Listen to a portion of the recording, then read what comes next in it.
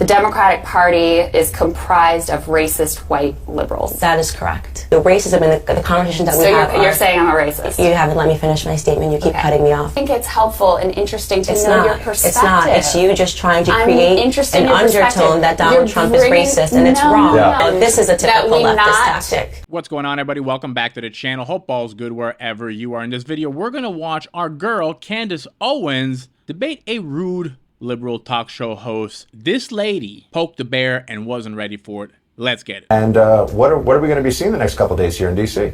You know, we had received so much interest over a period of time in this sort of youth black conservative movement, and it felt like we really wanted to harness the power and the opportunity and invite everyone to D.C., first and foremost, to bring them to conservative ideas. A major hurdle that the black community faces is not having the resources to get to different ideas and sort of being locked inside of a bubble. And having them listen to speakers that they perhaps haven't heard before, Dr. Ben Carson, Larry Elder, people who are routinely mocked in our community.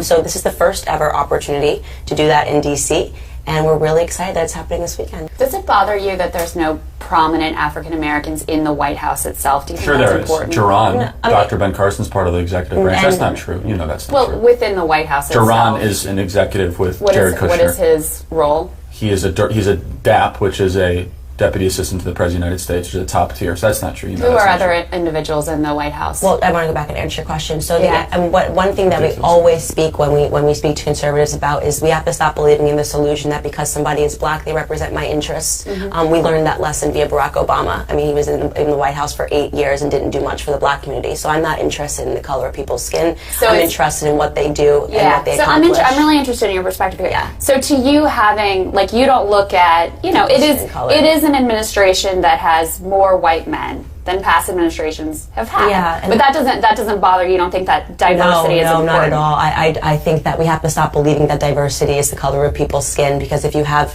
the Black Caucus, for example, which didn't stand up and applaud when Trump announced that we had the lowest ever unemployment in the black community, that's concerning to me. So a big part of the conversation that we open is in making people understand that's an illusion that the left has sold, that somehow because somebody matches my skin color, because somebody matches my gender, they have my best interests at heart, and that is completely fallacious. So Candace, I do want to ask you about news of the day. Obviously we have all these explosive devices that have been sent to prominent critics of this administration. Right. And in a tweet you originally said you thought there was zero chance conservatives sent bombs. I think you took that tweet down. Yeah. But you later added, it isn't conservatives that are chasing people down in offices and restaurants. It isn't conservatives that have weaponized sexual assault as a means to political gain. I stand by my opinion that when it comes to political violence, the left is the likely culprit. That's correct. So we've seen that.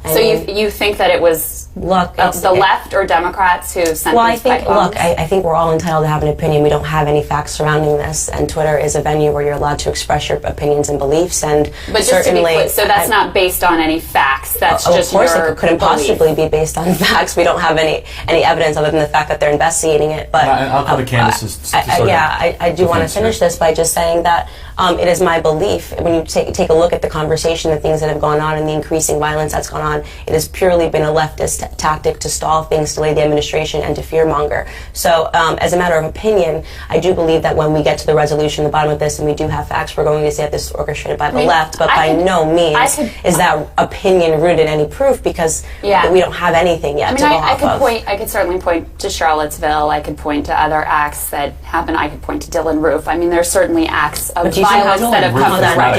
But do you see how far back you have to go to do that? Charlottesville? That's literally starting at the beginning of his administration. Look at all of the things that have gone on. I don't want to have this debate, because ugliness can come from both sides. No, I'm just saying that you brought it up. But I do want to ask you, though. Just answering the question. This lady literally stirs the pot to get a rise out of everyone, well, Charlie and Candace, and then says, well, I don't want to debate this because it stirs up ugliness on both sides. Lady, you started it. You said your point, and now you want to stop the conversation. This is not how this works. If you don't want to debate something, or you don't want to get into it with someone, you shut your pie hole in the first place. You do your little fluff piece of an interview like it was supposed to be done, and you move on. Candace Owens is a damn pit bull, and I mean this in the best way possible. She gets a hold of a bone, she ain't gonna let go. The host clearly did not do her homework about who she was dealing with here. Once you open that door, You cannot shut it. Candace will come for you. And she is one of the best debaters on our side. And she mentioned the amount of white people in the White House. Guarantee if it was like, I don't know, 70% black people or 80% black people in the White House and the minorities were white, she wouldn't have said nothing. DEI is a massive problem. If you're going to hire people based on skin color, race, gender, you're definitely not going to be able to hire people based on merit. One doesn't go with the other. You can't hire only the best people for the job and then expect that this will just automatically represent at all levels an equal separation of the society, 50% men, 50% women, and all white, brown, black, Hispanic, Asian, equally represented throughout government. This is not how it works. It's a stupid thing to think that way. I run 2 businesses. I hire people only based on merit. They all do the same, let's call them tests. And then the best one gets the job. Currently, my wife and I are building a new house. There is no women on the construction site. I'm sorry, ladies, but good. Don't take offense to that. But I feel the same way if I went to like a kindergarten, right? I want to see a woman kindergarten teacher. I prefer women nurses. They're more nurturing. I do not want to send my little girl to kindergarten and see a male teacher. Ain't no way. If all kindergarten teachers are all women at all times, always, no matter what race they are, I'm happy with that. I do not need everybody represented at all levels. And when it comes to government, make it clear, I don't care if it was all black lesbians across the board. If they can prove that these are the best, most qualified people for the job, beyond a shadow of a doubt, so be it. Now, this is where it starts to get spicy. Let's get back to it. You've got a big platform. I do. Right? And you have a powerful voice. Thank you. And kudos to you for creating that. Thank you. How do you view the responsibility that comes with that? I view the responsibility of just being a person that maintains my ability to have an opinion, that I express an opinion, and no means that I say that I have just found the facts and this is related. Yeah. And I always reserve the right. You said there's 0% chance. Yeah. I said I'm going to go out and say that there is a 0% chance that this was sent by conservatives. I find all the things that are going on, the caravan of illegals, the packages that are being sent, Brett Kavanaugh's confirmation. And just to clarify, you think the caravan too was organized by Democrats? I find it to be incredibly suspicious timing, so that they are meant to get to the border on the day of the election. Again, this is not rude in fact, but you do have to understand I am very much entitled to my opinion, and Twitter is my platform. Candace, I have one more. Just one more here, because I wanted to get to know you before you came on. Yeah. And I'm really interested in your perspective because I think you're a fascinating person. Thank you. There was another tweet that said the Democratic Party is comprised of racist white liberals. That is correct. Am I a racist white liberal? Well, let's go back. And let's say, I will say this, that many people in the party are not aware of their own racism. Let's go back to an early part of this conversation where you said to me, are you concerned about the color in the White House? Why would you ask me that question? Because you speak about black issues. No, but why would you ask me? But let's get to really the nucleus of this. Why did you ask me that question today? Because I'm why did you feel that I needed to be concerned about that? Because you're bringing a whole group of young African-American leaders to the White House. Okay, so this is something that I talk about often, is that in many ways, white liberals don't realize that you put on that, the racism and the conversations that we have. So you're saying I'm a racist? You haven't let me finish my statement. You keep cutting me off. Go ahead. Okay? The emphasis that you place is always on having a discussion about race. Okay? You guys are insistent on having a conversation about race and telling us that we should see, and implying that we should see race everywhere, and I don't agree with that. If you don't look at me according to the color of my skin, you would simply ask me how I thought that Trump was doing as a president.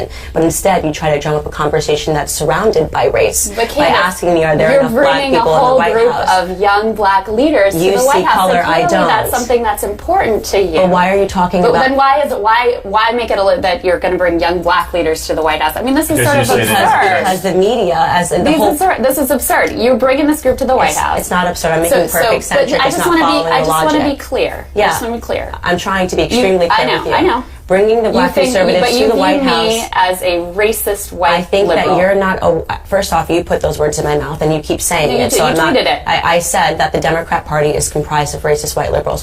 Is every person in the party racist? No, but you're not aware of the fact that you put these racist tones out into the media. This is why we have to bring the black conservatives to the president, because you create a narrative when you're on TV like you did today. Are you comfortable with? I'm going to have you on radio later because I have questions for you as well. But we actually have to get out of the segment now. Do you think that language language is helpful, though. I mean, just in terms of the national conversation. Well, I could because ask you, do you think it's helpful to ask me, just because I'm a black woman, if I'm comfortable with the amount of color that's on the administration? Do you think that that's helpful? I think it's helpful and interesting to know your perspective. It's not. It's you just trying to create an undertone that Donald Trump is racist, and it's wrong. Yeah. Okay. That to me is the reason why. Listen, no. I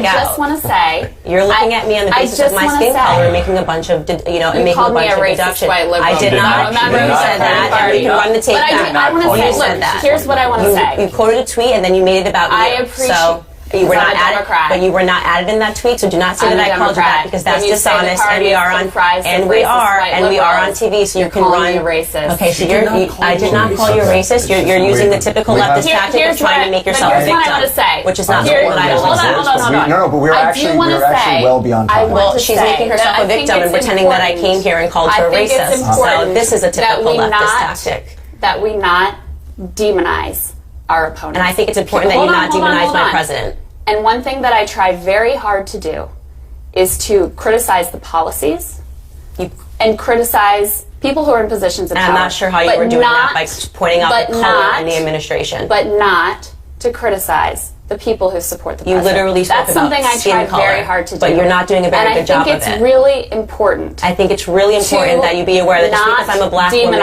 you don't need to ask me a question as basic enough as saying how much color is in the administration. To demonize our fellow Americans? I think what's problematic is that you are creating a simulation that is dishonest, that is accusing our president of being racist based off of the color of the people that are in the... That's exactly what you asked me a question. That's what you implied. Okay, I actually really appreciate you two coming in very much, and I look forward to getting to ask you some questions of my own at some point later on, and we're going to have to end the segment there. But thank you, and good luck at the White House today, and thank you for bringing young African-American leaders into D.C. Thank you. Maybe This Krystal lady did a great job, an excellent job, very thorough job at embarrassing herself and the propaganda bubble that she lives in. She actually says, I try to criticize the policies and not the people, but yet her big issue was with white men, too many white men.